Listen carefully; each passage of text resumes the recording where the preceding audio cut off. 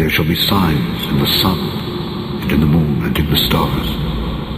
And upon the earth, distress of nations with perplexity, the sea and the waves roaring, men's hearts failing them for fear, and for looking after those things which are coming on the earth, for the powers of heaven shall be shaken.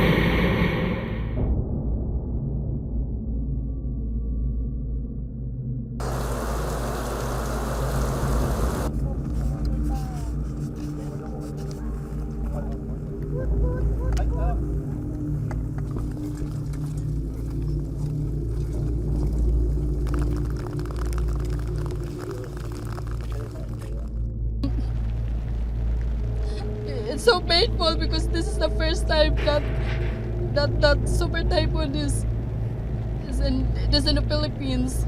So it's so scary, and thanks to my daddy because he know how to swim, and then me, I do not know how to swim. So I was so blessed because I'm still alive.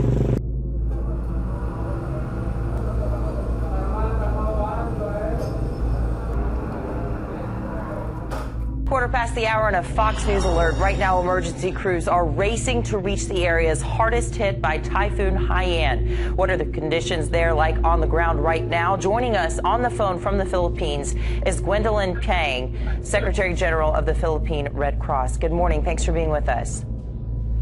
Good morning. Thank you also. Well, tell us what emergency crews are doing right now and what conditions are like. When we hear a number that there are potentially 10,000 people dead, I mean, is the devastation just as far as you can see? For Red Cross, we cannot confirm the estimation of 10,000. But what our people told us, at least there are about 1,000 people who died in this typhoon in Leyte, and there are 200 more in other areas. We have not done any body count yet. This is all done on a quick count, on observation by bare eye. And counting, announcing the number of dead is not really our mandate, but we're preparing for assistance for management of remains. Gwen, now, aside from that, yes. This is hard for us to even wrap our minds around a number that big. What can you compare this natural disaster to that has happened in the United States? Anything? For now, no, because we have not, we don't have a clear idea yet because we have not been on the ground. Communication with us and our ground people are on and off. It was just like today that we're able to establish a clear communication line with our people on the ground. So as soon as we get more information on the extent of damage, that's the time that we will be able to compare. But this is something that is very serious. It's a combination of a super typhoon, a storm surge, and flooding. So that one made the situation very difficult and challenging for the people. Absolutely, with the communication down and roads simply washed away, as we're seeing there, and it's so hard to watch all of these children. It's just gut-wrenching, and I know our viewers at home are wondering, Gwen, how can we help? So how can we?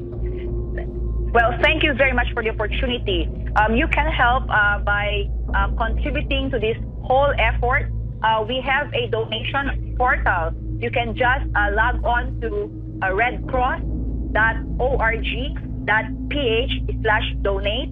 There, we have listed their options of donations by bank, by online portal, credit card, or U-Share, or PayPal. We accept donations in those forms. And Gwen, thank you so much. Absolutely. We've got that on the screen there for our viewers. Gwen, thank you so much for your time, and you stay safe out there yourself. We begin with a Fox News alert. American aid is now on its way to the Philippines. Hello, I'm Greg Jarrett, and welcome to America's News headquarters. Rescue crews sifting through the rubble in search of survivors after a super typhoon battered the tiny Pacific Islands on Friday. And now, the Secretary of Defense, Chuck Hagel, ordering the U.S. Military Pacific Command to help with the search and rescue efforts there. Hundreds are confirmed dead, the death toll expected to rise into the thousands. David Piper following developments, streaming live from Bangkok, Thailand. David? Hi, Greg. Yes, as was feared, the death toll is mounting in the Philippines.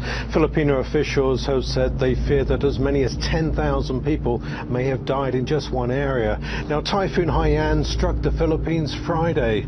It tore through the central part of the country, leaving death and destruction in its wake. This was one of the worst storms to make landfall in recorded history, packing winds of nearly 200 miles per hour. As many as 4 million people have been affected. Much of the relief effort is centering around the town of Tacloban in Leyte province, which was hit by a huge wave caused by a storm surge. Houses, schools and the local airport were smashed by the typhoon.